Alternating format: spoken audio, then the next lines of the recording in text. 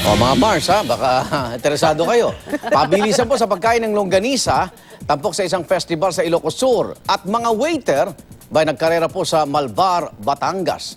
Darito unang balita sa probinsya. Walang customer na magpa-follow up ng order sa karera ng mga waiter sa Malvar, Batangas. Mula sa iba't ibang restaurant at kolehiyo sa lalawigan ng mga lumahok. Hindi lang bilis ang hamon sa karera, kundi galing din sa pagbabalanse. Hindi kasi pwedeng mahulog ang mga tray na may lamang inumin papuntang finish line. Extra challenge pa ang iba't ibang obstacle. Layon ng naturang kompetisyon na maipagmalaki sa mga turista ang iba't ibang kainan sa Batangas. Kung nagpabilisan ng mga tagahain sa Batangas, pabilisan naman ng mga kumakain ang bumida sa Ilocos Sur.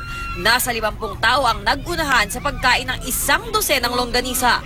Mula sa mga estudyante hanggang sa mga lolo, hindi nagpatalo. Hindi sumuko ang mga kalahok kahit halos mabulunan na. Sa huli, nanalo ang isang estudyante na nakaubos ng 100 ng longganisa sa loob lang ng 3 minuto. Bahagi ito ng Kanawidan Festival o pagdiriwang ng paghihiwalay ng Ilocos Sur at Ilocos Norte halos 200 taon nang nakalilipas. Ang mga higanteng gulay na ito na nakadisplay sa harap ng Kapitolyo ng Lawag City sa Ilocos Norte, kaya rin kayang ubusin ng isang tao kung nagkatotoo sila?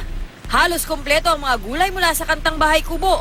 Talong, sigarilyas, sibuyas, kamatis, patani at bawang. Pwede na ring magpakpit dahil may okra. Handa na ang giant palayok para paglutuan.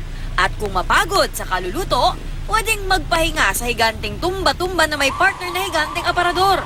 Naisipan raw ilagay ng mga opisyal ang higanteng replika ng mga kilalang produkto sa Ilocos Norte para maengganyo ang mas marami pang turista. Bahagi rin ang display ng pagdiriwang ng anibersaryo ng pagkakatatag ng Ilocos Norte. Para sa unang balita, Athena Imperial reporting.